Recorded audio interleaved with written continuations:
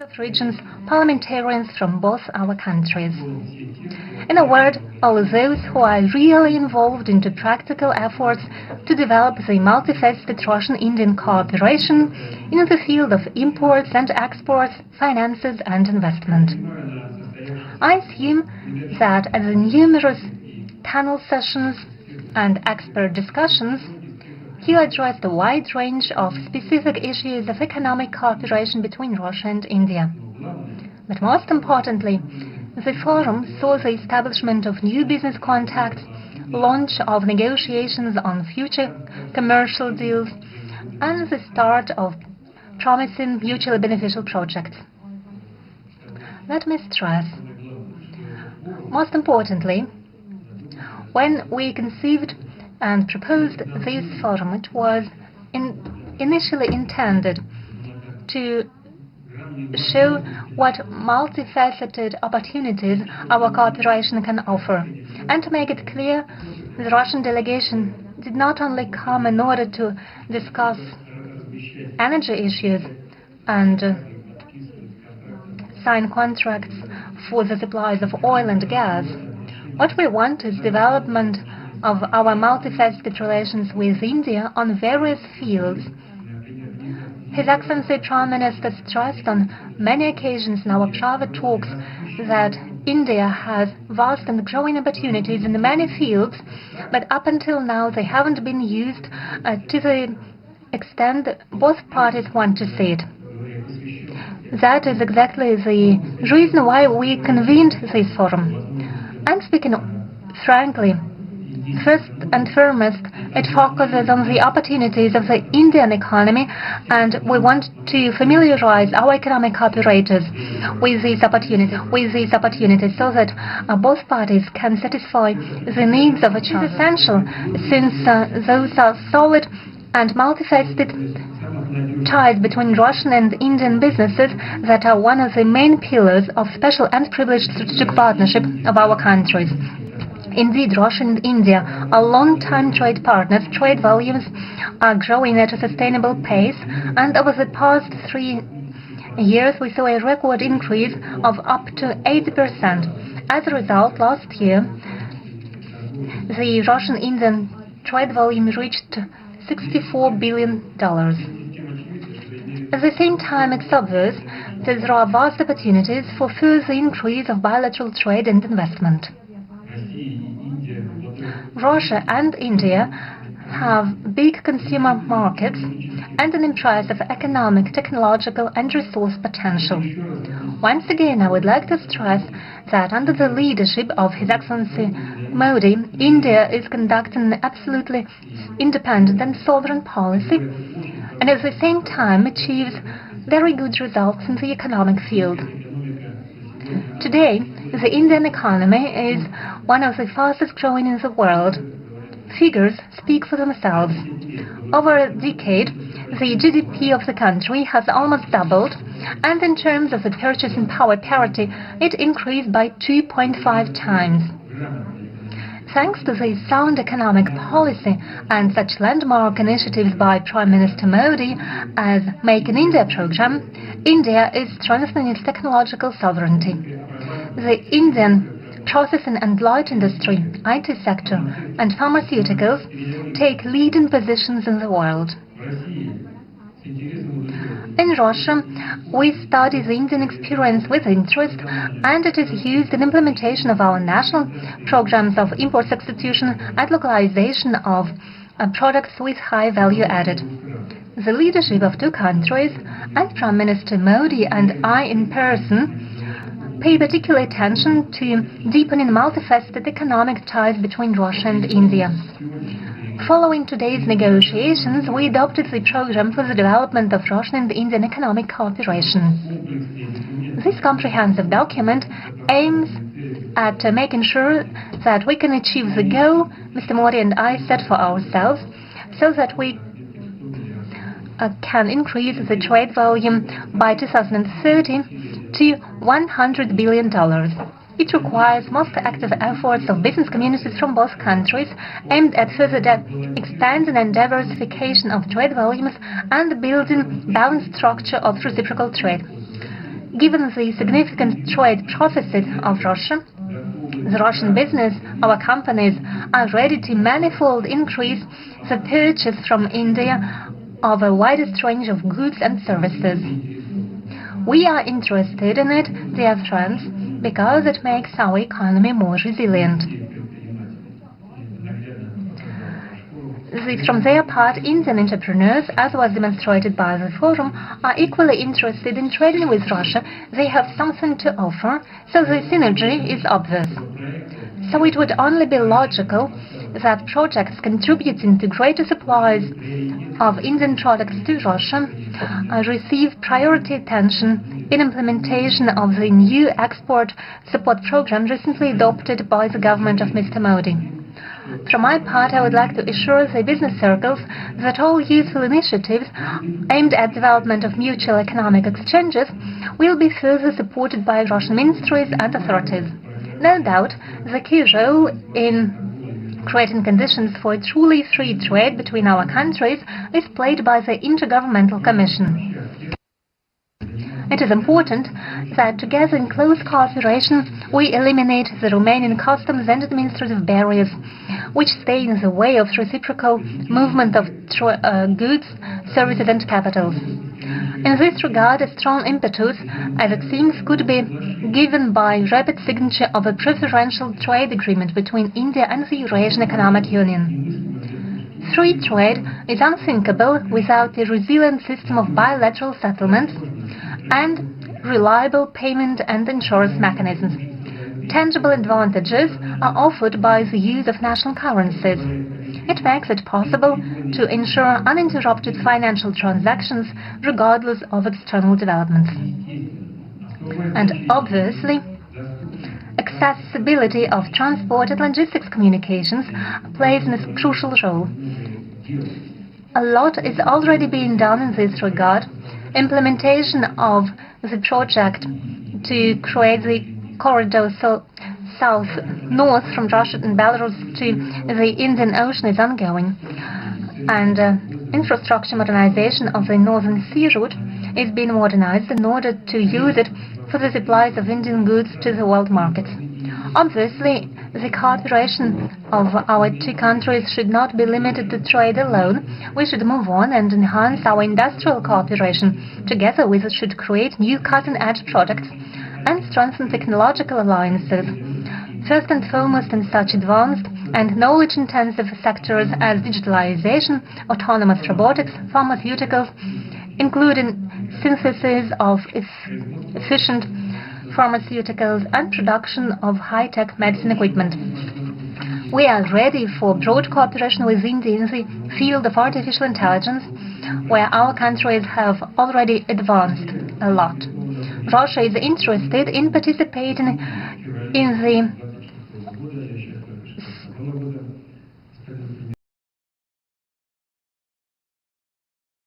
mentioned it to Prime Minister. We are ready to participate in the Summit on Artificial Intelligence scheduled to take place in India in February 2026. We will send a representative delegation. In conclusion, I would like to stress once again further strengthening of Russian-Indian trade and investment ties and close cooperation between business communities effectively contributes to economic growth and development and greater well-being of our citizens, and therefore it meets the fundamental interests of our countries and peoples. I would like to wish to the participants and organizers of the forum all the best. Thank you for your attention.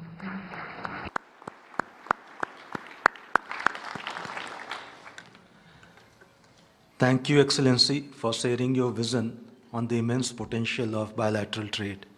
Excellencies, now I respectfully invite Honorable Prime Minister of India, Shri Narendra Modi ji, to deliver his concluding remarks.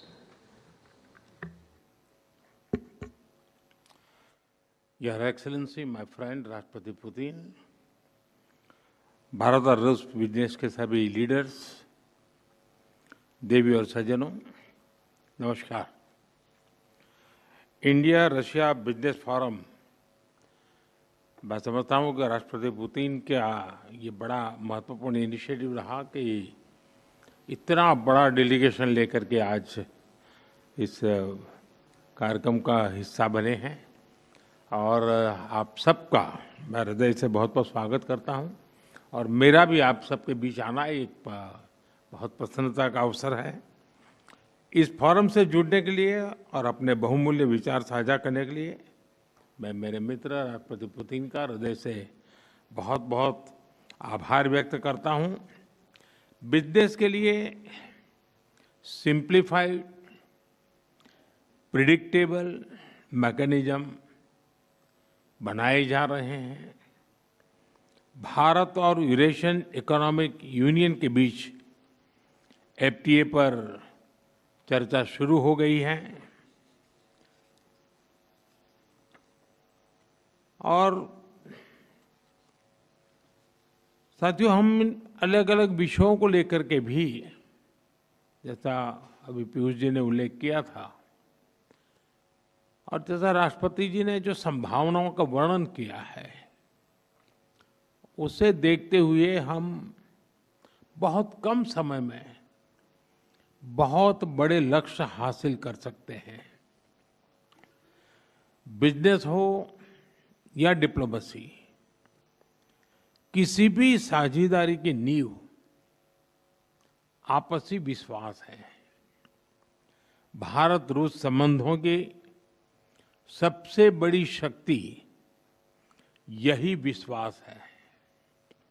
यह हमारे साझे प्रयासों को दिशा भी देता है और गति भी देता है।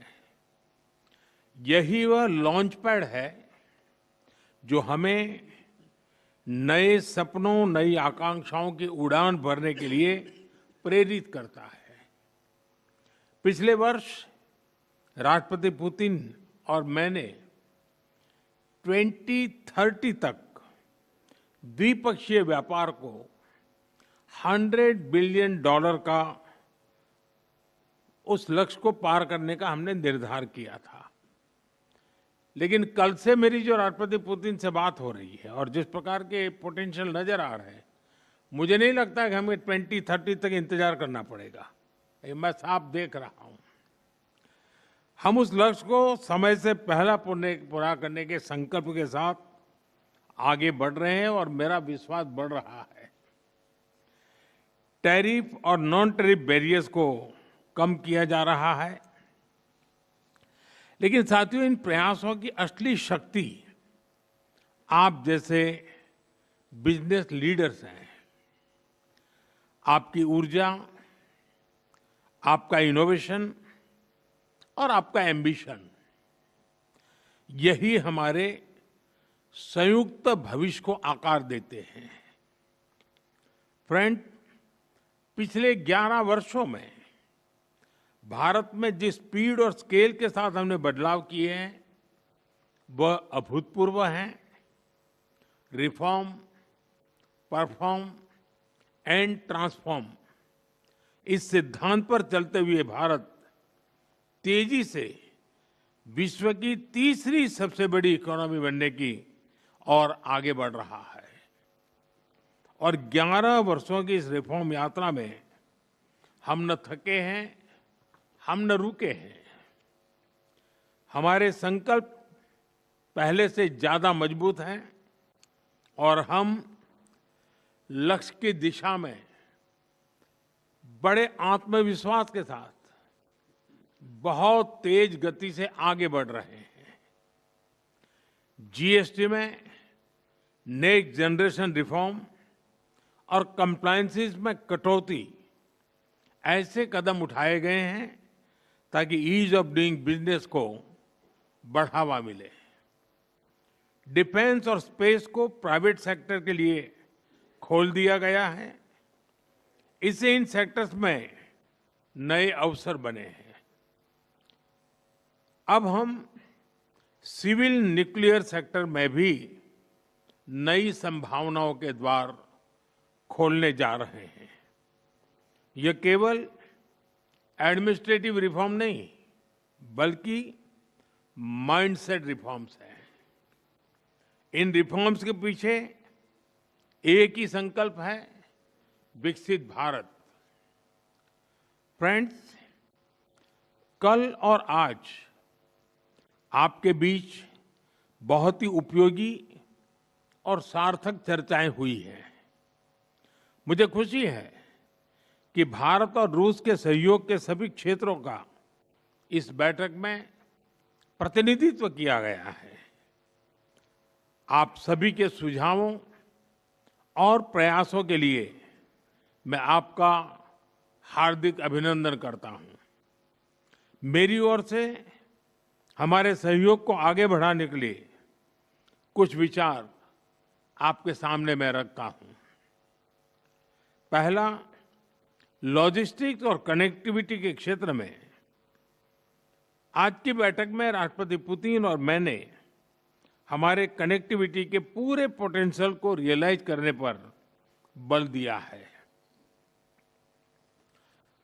आईएनएसटीसी या तो फिर नॉर्दर्न सी रूट यानी चेन्नई व्लादिवोस्टोक कॉरिडोर, इन पर हम आगे बढ़ने के लिए प्रतिबद्ध हैं।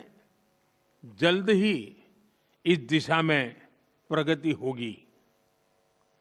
इससे ट्रांजिट टाइम घटेगा, कॉस्ट कम होगी और बिजनेस के लिए नए मार्केट्स खुलेंगे। डिजिटल टेक्नोलॉजी की ताकत के साथ हम कस्टम्स, लॉजिस्टिक्स और रेगुलेटरी सिस्टम को वर्चुअल ट्रेड कॉरिडोर से जोड़ सकते हैं। इससे कस्टम्स क्लियरेंस तेज होगा, पेपर वर्क घटेगा और कार्गो मूवमेंट अधिक सीमलेस बनेगा। दूसरा, मरीन प्रोडक्ट्स।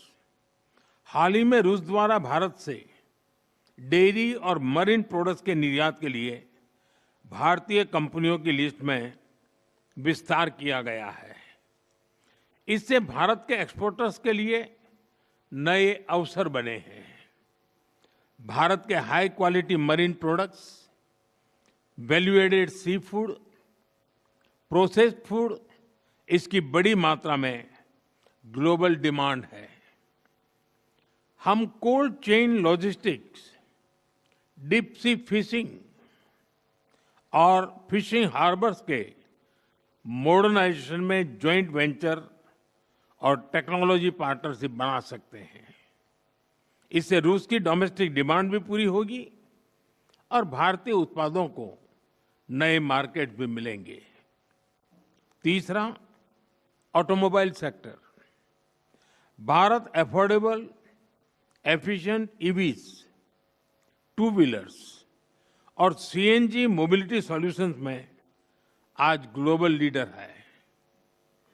रूस एडवांस मटेरियल का बड़ा प्रोड्यूसर है। हम मिलकर ईवी मैन्युफैक्चरिंग, ऑटोमोटिव कंपोनेंट्स और शेयर्ड मोबिलिटी टेक, इसमें साझेदारी कर सकते हैं। इससे हम न केवल अपनी जरूरतों को पूरा कर सकेंगे, बल्कि ग्लोबल साउथ, विशेषकर अफ्रीका के विकास में भी योगदान दे सकते हैं। चौथा, फार्मा।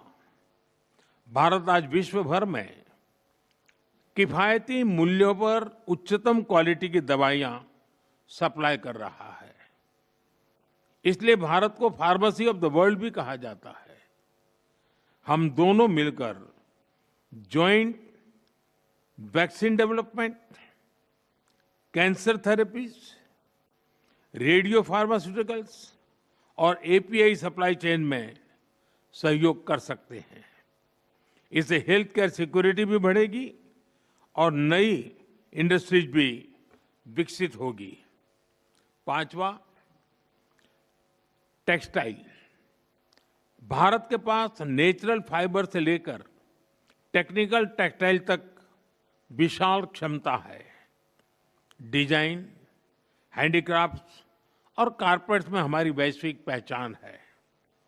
रूस पॉलीमर और सिंथेटिक रॉ मटेरियल्स का बड़ा प्रोड्यूसर है।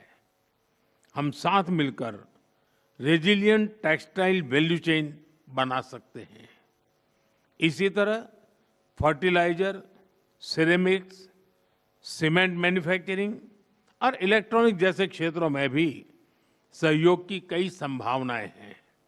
साथियों, सभी क्षेत्रों में सहयोग बढ़ाने में मैन पावर मोबिलिटी की महत्वपूर्ण भूमिका है। भारत आज दुनिया की स्किल कैपिटल के रूप में उभर रहा है। हमारा युवा talent technology, engineering, health care, construction, logistics, हर क्षेत्र में ग्लोबल रिक्वायरमेंट्स को पूरा करने की क्षमता रखता है। रूस की डेमोग्राफिक और इकोनॉमिक प्रायोरिटीज को देखते हुए यह साझेदारी दोनों देशों के लिए अत्यंत उपयोगी है।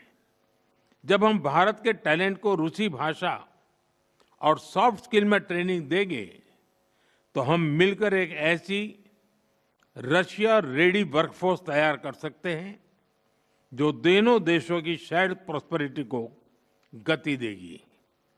फ्रेंड्स, आज हम अपने दोनों देशों के नागरिकों के लिए टूरिस्ट वीजा पर कई अहम हमने फैसले लिए हैं। इससे दोनों देशों के बीच टूरिज्म को बढ़ावा मिलेगा, टूर ऑपरेटर्स के लिए नए बिजनेस अपॉर्चुनिटीज बनेगी और रोजगार के नए अवसर खुलेंगे। फ्रेंड्स, आज भारत और रूस को इनोवेशन, को प्रोडक्शन और को क्रिएशन की नई यात्रा पर साथ चल रहे हैं। हमारा लक्ष्य आपसी व्यापार बढ़ाने तक सीमित नहीं है। हम पूरी मानवता की भलाई सुनिश्चित करना चाहते हैं। इसके लिए ग्लोबल चैलेंज का स्थायी समाधान तैयार करना है। भारत इस यात्रा में रूस के साथ कंधे से कंधा मिलाकर चलने के लिए पूरी तरह से तैयार है। मैं आप सबसे कहना चाहता हूं, कम make in India, partner with India and together let us make for the world. इन्हीं शब्दों के साथ मैं राष्ट्रपति पुतिन और आप सभी का आभार व्यक्त करता हूं। बहुत बहुत धन्यवाद।